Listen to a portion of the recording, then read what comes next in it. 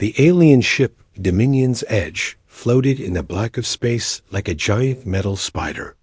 Inside its cold halls, creatures that looked like walking lizards with 4 arms watched their prey through huge windows. These were the Catherians, and they were laughing. Their laughter sounded like glass breaking, mixed with the hiss of angry snakes. Admiral Zexthul stood at the center of the bridge, his yellow eyes fixed on the human ship that drifted helplessly before them. The human vessel looked pathetic compared to his mighty fleet. It was called the New Horizon, and smoke poured from holes in its side where Catherian weapons had torn through the metal. "Look at them," Zexthul said to his officers, his voice full of disgust. "They call themselves a spacefaring race, but they build ships as weak as paper." He pointed one of his 4 clawed hands at the human vessel. 50,000 of them, and not one real warrior among them. The other Catherians chittered their agreement. They had conquered 23 different species across the galaxy, and humans were by far the weakest they had ever found. Humans cried when they were hurt. They ran from fights. They cared more about saving each other than winning battles. It made the Catherians sick. Commander Vex Newell, Zexthul's second in command, checked his instruments. "Admiral, we are reading. Massive damage to their engines. Their weapons are mostly offline. They cannot run, and they cannot fight." "Perfect," Zexthul replied. "Open a channel to their ship. Let me speak to whatever passes for their leader." The communication screen flickered to life, showing the bridge of the human ship. A man in a blue uniform sat in the captain's chair. He had gray hair and tired eyes, but he sat straight and looked directly at the camera. This was Captain Jake Morrison. "I am Admiral Zexthul of the Catherian Empire," the alien began, his words translated by computers. "Your ship is damaged, beyond repair. Your weapons are useless. You have 50,000 weak humans aboard, including younglings and elderly. I will give you a choice." Captain Morrison's jaw tightened, but he remained calm. "I'm listening. You can surrender now and become slaves in the tritium mines of Kithal Prime. Your people will work until they die, but they will live for a while. Or you can try to fight. US with your broken ship and pathetic weapons. If you choose to fight, we will destroy you quickly. The choice is yours." Behind Captain Morrison, other humans moved around the bridge. A woman with short brown hair stood at a control panel covered in red warning lights. This was Commander Lisa Wright, the ship's weapons officer. Her face was pale, but her hands were steady as she worked. Captain Morrison leaned forward in his chair. "How long do we have to decide?" "1 of your hours," Zexthul said. "Use it to say goodbye to your younglings." The screen went dark. Immediately, the Catherian bridge filled with harsh laughter. Admiral Zexthul turned to his communications officer. "Broadcast their internal communications across all our ships. Let the entire fleet hear what these pathetic creatures say when they know. They are about to die." On the human ship, Captain Morrison sat quietly for a moment. Around him, his crew waited for orders. The New Horizon was not a warship. It was a colony vessel filled with families looking for a new home among the stars. There were farmers, teachers, doctors, and engineers aboard. Most had never seen a real battle. Commander Wright cleared her throat. "Captain, I've run the numbers. We have 3 plasma cannons still working. The Catherians have 47 ships in their fleet. Each one of their vessels could destroy us alone." "What about the civilians?" Morrison asked. 50,000 people.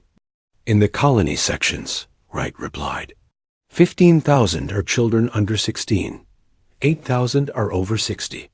We have maybe 3,000 people who could help fight, but most have never held a weapon."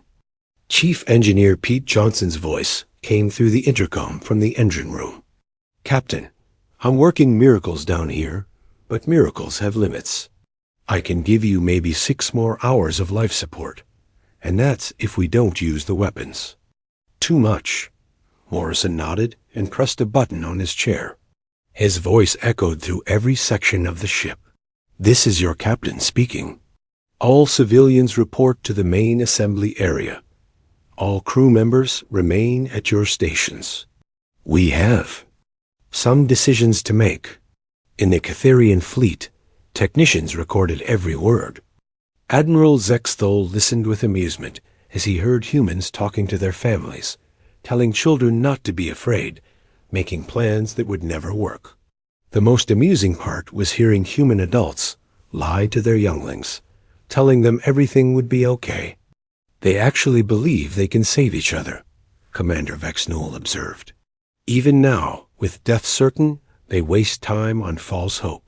It is their weakness, Zexthol agreed. They cannot accept reality. They cannot make hard choices. This is why they will never be more than prey for superior species like us. The Admiral looked at his tactical display, showing his fleet surrounding the crippled human ship. 47 Catherian vessels against 1 broken colony ship. It was not even a fight. It was an execution. But something nagged at the back of Zexthal's mind. In all their conquests, other species had begged for mercy or screamed in terror when faced with certain death. The humans were doing neither. They were talking quietly among themselves, making plans, organizing their people. It was strange behavior for a species about to die. Keep monitoring their communications, he ordered. I want to know what they are planning, not that it matters. When the hour is up, we will give them 5 minutes to surrender. If they refuse, we destroy them. The Catherian laughter continued to echo through their ships as they waited for the humans to accept their fate. None of them suspected that they were about to witness something that would shape the foundation of everything they believed about. Strength, weakness, and the true nature of the human spirit. The hour was counting down, and the humans were about to show the galaxy what they were really made of. The main assembly hall of the New Horizon had never held so many people at once. Families crowded together on the floor, children sitting in their parents' laps while older people leaned against the walls. The air was thick with worry, but nobody was crying. Nobody was screaming. They all looked toward the front where Captain Morrison stood with his senior officers. I won't lie to you, Morrison began, his voice carrying clearly through the speakers. We're in trouble. The Catherians have given us 1 hour to choose between slavery and death. Our ship is badly damaged. We have 3 working weapons against their 47 ships. A woman near the front raised her hand. Captain, what are our real chances if we fight? Commander Wright stepped forward. Honestly, close to 0. There. Smallest ship has more firepower than our entire vessel. Murmurs spread through the crowd, but still no panic. A man holding a small girl spoke up. What about surrender? Would they really let us live as slaves? Captain Morrison's face darkened. I've studied Catherian history. Their slaves last an average of 2 years in the tritium mines. The radiation kills you slowly, and they separate families. Children go to different camps than their parents. The silence that followed was heavy. Then an old man near the back stood up slowly. This was Henry Bell, and everyone knew his story. He had fought in Earth's last great war before humanity reached for the stars. His body was bent with age, but his voice was strong. Captain, may I say something? Morrison nodded. Of course, Mr. Bell. Henry walked to the front, using a cane, to help him move. When he turned to face the crowd, his eyes were bright and alert. I'm 93 years old. I've seen humanity at its worst and at its best. I've seen us break, and I've seen us do impossible things. He paused, looking across the faces of the families. My grandfather told me stories about our ancestors. People who faced odds like this before. They didn't have fancy weapons or superior numbers, but they had something else. something these aliens wouldn't understand.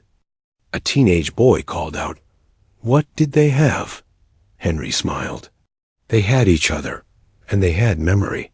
They remembered who they were and where they came from. When things got really bad, when death was certain, they didn't go quietly. They sang, "Commander." Wright frowned. Sang? Battle hymns, Henry explained. Songs that carried the strength of everyone who came before us. My grandfather's grandfather marched with Sherman, singing Battle Hymn of the Republic. My father's unit sang Amazing Grace when they were surrounded in Korea. When people had nothing left, they sang the old songs and somehow found the courage to keep fighting. Dr. Amy Collins, the ship's chief medical officer, stepped forward. She was a small woman with kind eyes, but her voice was firm. "Mr. Bell, I respect what you're saying, but how does singing help us against alien warships?" Henry looked at her carefully. "Doctor, you've seen people die. You've also seen people live when they should have died. What made the difference?" Amy thought for a moment. Will to live. People who had something to fight for lasted longer than those who gave up. "Exactly," Henry said. "And what gives people something to fight for?" Memory, connection, the knowledge that they're part of something bigger than themselves. Engineer Pete Johnson's voice came through the intercom from the engine room. "Captain, sorry to interrupt, but I'm hearing something strange down here. Some of the crew are humming while they work. The engine efficiency is actually improving." "Captain." Morrison and Commander Wright exchanged glances. Morrison pressed the intercom button. "Pete, what do you mean by improving?" "I mean the fusion reaction is running smoother than it has in months. The quantum resonance is more stable. I've never seen anything like it." Henry Bell smiled. "Captain, your engineer is hearing what happens when humans work together with purpose. When we remember who we are." A woman in the crowd stood up. She was holding a baby, and her voice shook slightly. "Mr. Bell, are you saying we should fight? Are you asking us to sacrifice our children for songs and memories?" Henry's expression grew serious. "Ma'am, I'm not asking you to sacrifice anything. I'm asking you to remember what it means to be human. The Cytherians think we're weak because we cry, because we care about each other, because we don't abandon our families. They see those things as weaknesses." He turned to address the entire crowd. "But what if they're wrong? What if the things that make us seem weak are actually what make us strong? What if caring about each other doesn't make us vulnerable, but makes us unstoppable?" Captain Morrison felt something stirring in his chest. "Mr. Bell, what are you suggesting?" "I'm suggesting we show these aliens what humans really are. Not individually, but together. I'm suggesting we sing the old songs and see what happens." Commander Wright checked her watch. "Captain, we have 37 minutes left." Morrison looked out at the faces of his people. 50,000 humans who had trusted him to lead them to a new home among the stars. He thought about the Cytherian admiral's cruel laughter, about the choice between slavery and death, about the children who would never grow up to see their new world. "Mr. Bell," he said quietly, "what song do we start with?" Henry's eyes lit. Captain, do you know Battle Hymn of the Republic?" Morrison nodded. "My father taught it to me." "Then that's where we begin." Dr. Collins stepped forward. "Captain, are we really going to base our survival on singing old songs?" "No, Doctor," Morrison replied. "We're going to base our survival on being human. The songs are just how we remember what that means." He turned to address the crowd. "I'm going to send a message to the Cytherians in 20 minutes. I'm going to tell them we choose to fight. But first, I want everyone who knows the words to Battle Hymn of the Republic to sing with us." Commander Wright moved to her captain's side. "Sir, if we're going to do this, we should coordinate it properly. Mr. Johnson, can you pipe music through the ship's communication system?" Pete's voice came back immediately. Already working on it, Commander. I've got the speakers in every section ready to go. Henry Bell raised his cane. Captain, permission to conduct? Morrison smiled for the first time in hours. Permission granted. Mr. Bell. As the old man began to hum the opening notes, voices throughout the assembly hall began to join in. Quietly at first, then with growing strength, 50,000 humans began to remember who they were and where they came from. The Cytherians, monitoring every word, heard the first notes of the song and chittered with fresh amusement. Admiral. Zexthal shook his head in disgust. Even facing certain death, these pathetic creatures were making noise instead of accepting reality. He had no idea that he was about to witness the awakening of something that would haunt his species' nightmares for generations to come. The first voice to rise clear and strong belonged to Dr. Amy Collins. She had returned to the medical bay after the assembly, and as she worked on injured crew members, she began to sing Battle Hymn of the Republic. Her voice was soft at first, almost a whisper, but it carried through the corridors like a gentle wind. Mine eyes have seen the glory of the coming of the Lord, she sang while bandaging a burned arm. The wounded man looked up at her in surprise, then smiled and joined his voice to hers. He is trampling out the vintage where the grapes of wrath are stored. In the engine room, Pete Johnson heard the singing through the ship's communication system. Without thinking, he began to hum along as he welded damaged circuits. The melody seemed to guide his hands, making his work smoother and more precise. Other engineers around him picked up the tune, and soon the entire engine room was filled with voices singing in harmony. The song spread through the ship like fire through dry grass. In the corridors, maintenance workers sang while they repaired damaged systems. In the family quarters, parents sang lullaby versions to their children. In the bridge, Commander Wright found herself humming along as she checked weapon systems. But something strange was happening. As more voices joined the song, other melodies began to mix in. An elderly woman in Section C started singing Amazing Grace, and her neighbors found that the tune blended perfectly with the battle hymn. A group of teenagers began, We Shall Overcome, and their voices joined the growing chorus without missing a beat. Henry Bell walked through the ship, listening with wonder as the humans discovered something they had never known about themselves. Their voices were finding harmony across different songs, different generations, different backgrounds. A man singing the Marines hymn walked past a woman singing Scotland the Brave, and somehow their melodies fit together like pieces of a puzzle. On the Cytherian ships, technicians reported the singing to their commanders with confusion. Admiral. Zexthal listened to the recordings with growing irritation. What is this noise supposed to accomplish? He demanded. Are they trying to sing themselves to death? Commander Vex Newell studied the sensor readings from the human ship. Admiral, something is happening to their energy output. Their fusion core is running more efficiently than it should be possible with their damage. That's impossible, Zexthal snapped. Damaged systems don't improve by themselves. Nevertheless, Admiral, their power levels are climbing.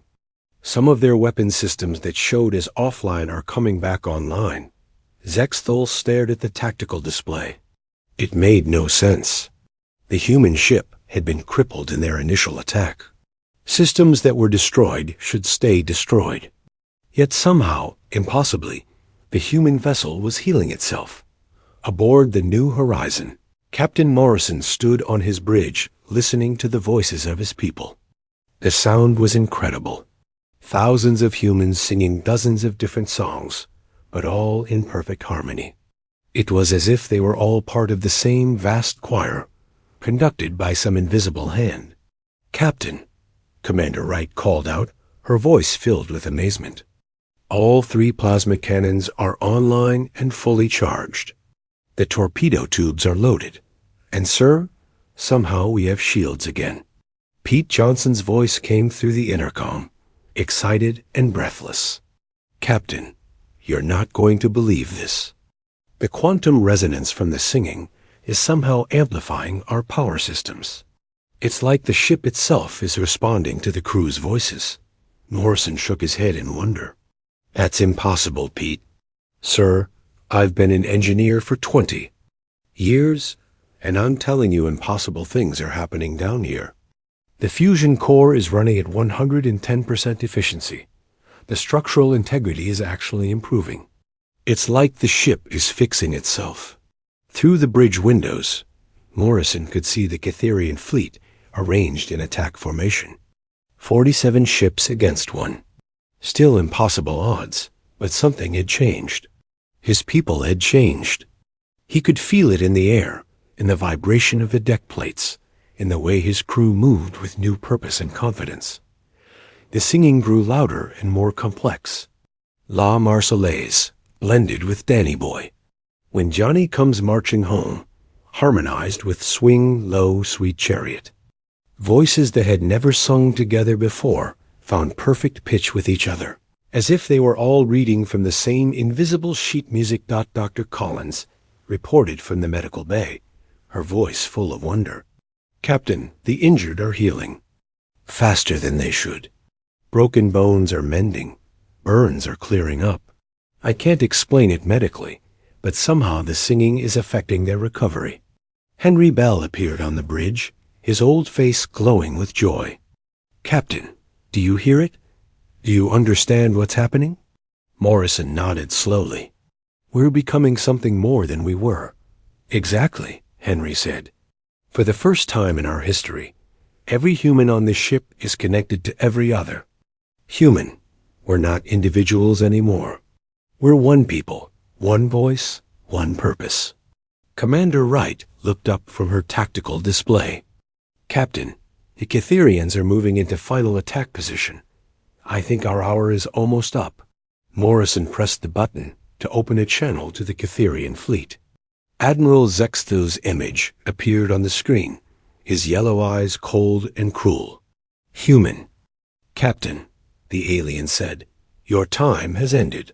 What is your choice, slavery or death? Behind Morrison, the voices of his people rose in a crescendo of Battle Hymn of the Republic. Every human on the ship sang the final verse together. As he died to make men holy, let us die to make men free, while God is marching on. Morrison looked directly into the alien admiral's eyes. Admiral Zexthil, we choose to fight. The Cytherian's face twisted with disgust. Then you choose death. You and your singing fools will die together. Maybe, Morrison replied calmly, but we'll die as humans. And Admiral, you're about to learn what that really means. He cut the communication and turned to his crew. Around him, his officers stood at their stations, their faces calm and determined. Through the intercom, he could hear 50,000 voices, raised in songs that carried the memory of every human who had ever stood against impossible odds. All stations report ready, Captain, Commander Wright announced. Then let's show them what humans can do, Morrison said. Fire when ready. The first shots of the battle lit up the darkness of space. But this was not the quick execution Admiral Zexthil had expected. This was something that would become legend throughout the galaxy.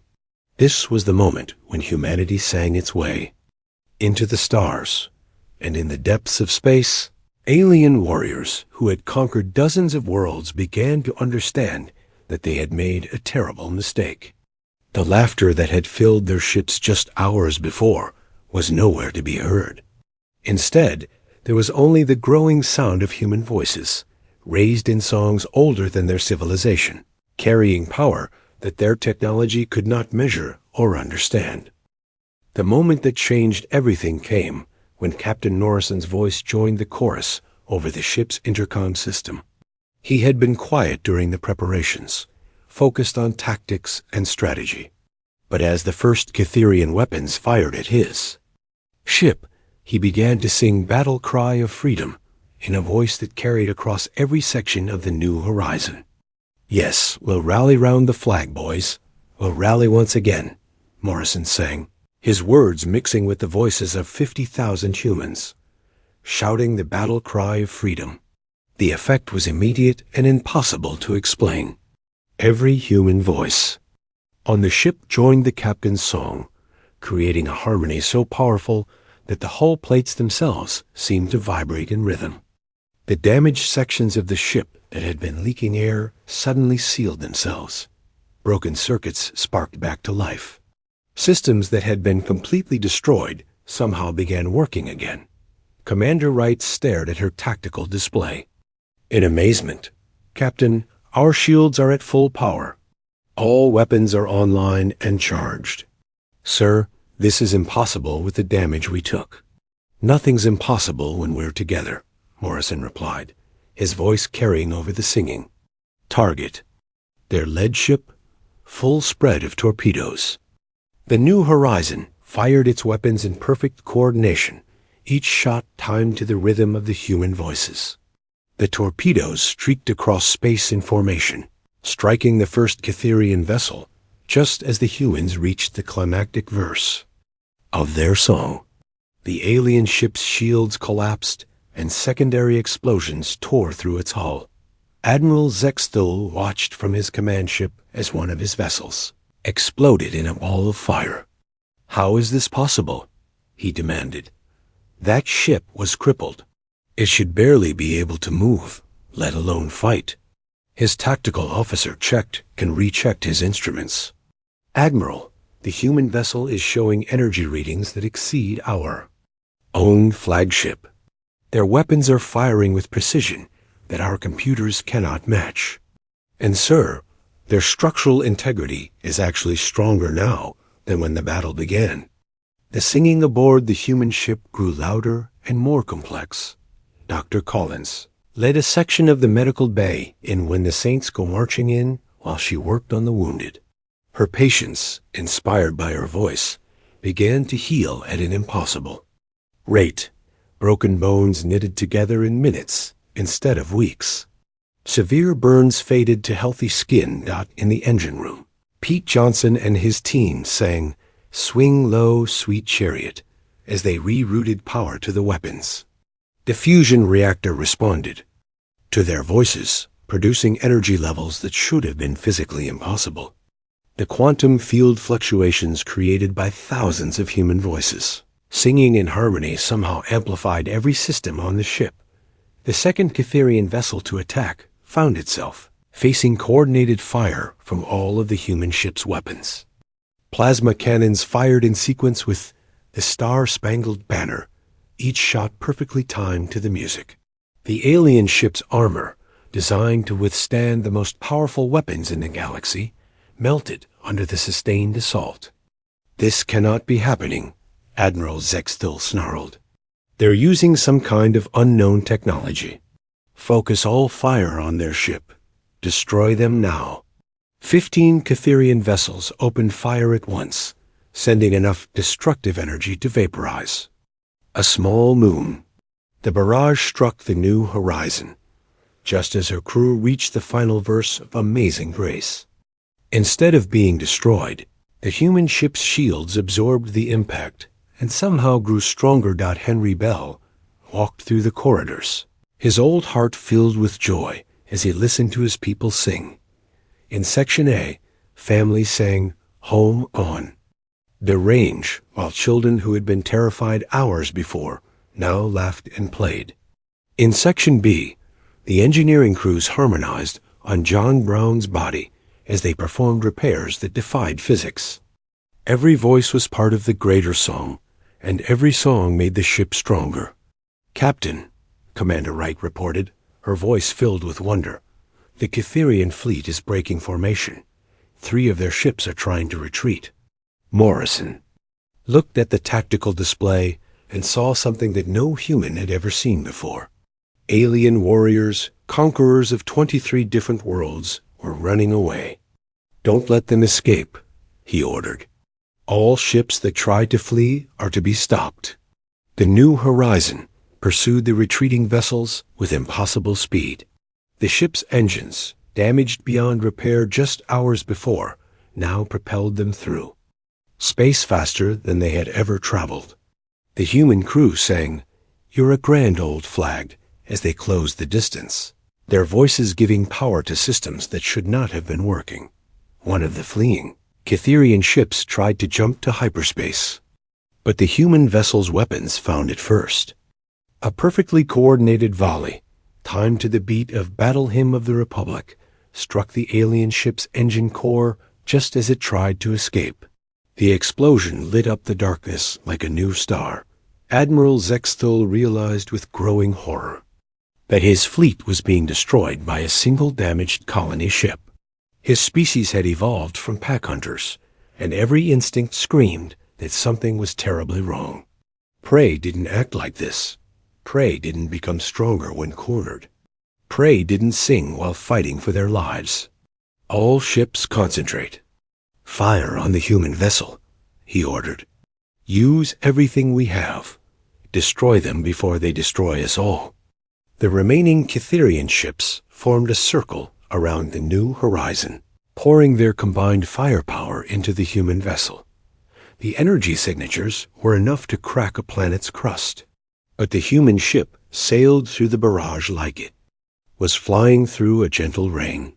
Their shields held, their weapons kept firing, and their voices never stopped singing. Dr. Collins, still working in the medical bay, began a new song that spread quickly through the ship. "Mine eyes have seen the glory mixed with we shall overcome," as human voices created harmonies that seemed to bend reality itself. The wounded healed, the tired found new strength, and the afraid discovered courage they never knew they possessed. Commander Wright coordinated the weapons with deadly precision, her orders given in rhythm with the music. Each shot was perfectly placed, each torpedo found its target, each burst of plasma energy struck exactly where it would do the most damage. The Cytherian ships, built to withstand anything the galaxy could throw at them, crumbled under the coordinated assault. Engineer Pete Johnson reported from deep in the ship's heart. "Captain, the fusion core is running at 130% efficiency. The quantum resonance is creating energy patterns I've never seen before. Sir, I think we're running on something more than fusion power now." "What are we running on, Pete?" Morrison asked as he watched another Cytherian ship explode. "Faith, sir. Hope. The collective will of 50,000 humans who refuse to give up." "I know it sounds crazy, but that's the only explanation that makes sense." Morrison nodded, understanding flooding through him. "It's not crazy, Pete. It's human." The battle continued, but it was no longer a battle. It was a demonstration of what humanity could become when united in purpose. Each Cytherian ship that fell brought the fleet closer to total destruction. And with each victory, the human voices grew stronger, more confident, more unified. Admiral Zexthul watched his forces being systematically destroyed and felt something his species had never experienced before. Fear, not of death, which was familiar to any warrior, but fear of the unknown. Fear of something that challenged everything his people believed about strength and weakness, about predator and prey, about the nature of power itself. The humans were not just winning. They were teaching the galaxy a lesson that would echo through the stars for generations to come. The battle that would become known throughout the galaxy as the Song of New Horizon reached its climax as the last few Cytherian ships tried desperately to escape. Admiral Zexthul's flagship, the mighty Dominion's Edge, found itself alone against the human colony vessel that had somehow become more powerful than an entire alien fleet. The humans aboard the New Horizon sang with voices that seemed to shake the very fabric of space. "Glory, glory, hallelujah," thundered through every corridor, every room, every heart on the ship. Children sang along with their parents. Injured crew members sang from their hospital beds. And even the oldest passengers raised their voices in the ancient hymn of triumph. Captain Morrison stood on his bridge, surrounded by officers who moved with perfect coordination. Every action was timed to the music, every decision made in harmony with 50,000 other human beings. Commander Wright's weapons fired in rhythm with the song, each shot placed with impossible precision. Engineer Pete Johnson's systems responded to the crew's voices like instruments in a vast orchestra. Admiral Zexthil, Morrison said over the communication channel, his words carrying over the singing, "Your fleet is destroyed. Surrender now, and we'll let you live." The alien admiral's response was a snarl of rage and fear. "Impossible creatures. What are you? How do you become stronger when you should be dying?" Morrison's smile was peaceful but determined. "We're human, Admiral. And when humans stand together, when we remember who we are and where we come from, we become something that can't be conquered." The final engagement began as the Dominion's Edge fired every weapon it possessed at the human ship. Energy beams that could melt asteroids, missiles that could crack moons, plasma bursts that could vaporize smaller vessels, all concentrated on the new horizon. The barrage was so intense that nearby space itself seemed to glow with deadly light. But the human ship sailed through the attack unharmed, its shield somehow growing stronger under the assault. The 50,000 voices aboard rose in the final verse of their battle hymn, and with each word, their vessel became more than just metal and circuits. It became the physical expression of human will, human courage, human refusal to surrender, to despair. Dr. Collins led the medical staff in when Johnny comes marching home as they prepared for the final push. Her patients, completely healed by the power of their people's voices, stood ready to help however they could. The wounded had become whole, the afraid had found courage, and the weak had discovered strength they never knew existed. The new horizon closed the distance to the Catherian flagship with impossible speed. Her weapons, charged with energy that defied physics, fired in perfect synchronization with the human voices. Each shot was timed to the beat of the Star-Spangled Banner, each burst of plasma guided by the harmony of united humanity. The Dominion's Edge tried to retreat, but it was too late. The human ship pursued relentlessly, her crew singing, "You're a grand old flag," as they closed in for the final strike. Admiral Zexthil, the conqueror of 23 worlds, found himself being hunted by the very prey he had mocked just hours before. "This is impossible," Zexthil transmitted on all frequencies, his voice carrying desperation and terror. "We are the strongest race in the galaxy. We have conquered entire star systems. How can we be defeated by weak creatures who sing children's songs?" Henry Bell, now standing on the bridge beside Captain Morrison, answered the alien's question. "Admiral, you made a mistake. You thought our tears made us weak. You thought our care for each other made us vulnerable. You thought our songs were just noise." The old man's voice carried clearly through the communication system. "But you were wrong about everything. Our tears connect us to each other. Our care makes us willing to sacrifice for something greater than ourselves. And our songs carry the strength of every human who ever lived, ever fought, ever refused to give up hope." The final shots of the battle were fired as 50,000 human voices reached the climactic moment of their hymn. The combined plasma beams struck the Dominion's Edge with such perfect coordination that the massive alien vessel simply came apart, its hull, unable to withstand the unified will of humanity, made manifest in destructive energy. Admiral Zexthil's last transmission, before his ship was destroyed, carried a warning that would spread throughout Catherian space and beyond. "They are not what they appear to be," his voice echoed across the galaxy. "When humans sing together, they become something else entirely, something we cannot defeat, something we cannot understand." As the debris of the Catherian flagship drifted in space, the humans aboard the New Horizon gradually stopped singing. The silence that followed was profound, but it was not the silence of emptiness. It was the silence of completion, of a task finished, of a truth proven. Captain Morrison addressed his people over the intercom. Citizens of the New Horizon, we have survived. More than that, we have discovered something about ourselves that I don't think we ever fully understood before. He paused, looking around at his bridge crew, seeing the wonder and pride in their eyes. Today we learned that our greatest weapon isn't our technology or our numbers. It's our ability to stand together, to draw strength from our shared heritage, and to transform individual fear into collective courage through the power of song. The news of the battle spread across known space faster than light itself. Alien species that had dismissed humanity as insignificant began to reconsider their assumptions.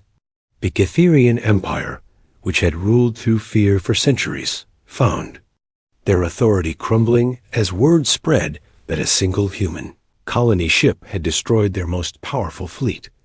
Trade delegates who had ignored human ambassadors suddenly requested urgent meetings.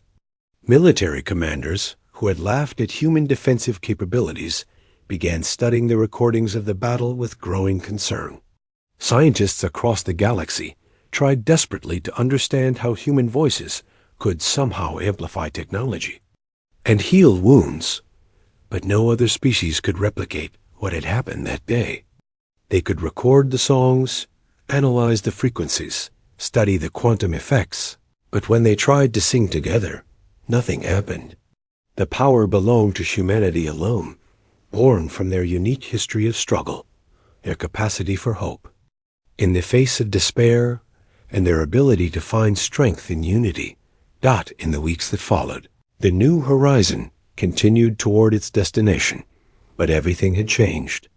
The colonists who had been simple farmers, teachers, and engineers now understood that they carried within themselves something precious and powerful. They were the inheritors of every human who had ever sung in the face of darkness, ever stood against impossible odds, ever refused to surrender their humanity to despair. Dr. Collins documented the medical effects of what the crew now called the harmony. Injuries healed faster when patients sang together.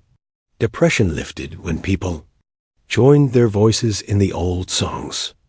Even common illnesses seemed to retreat when faced with the unified will of human voices raised in song. Engineer Pete Johnson worked to understand the technical aspects of what had occurred.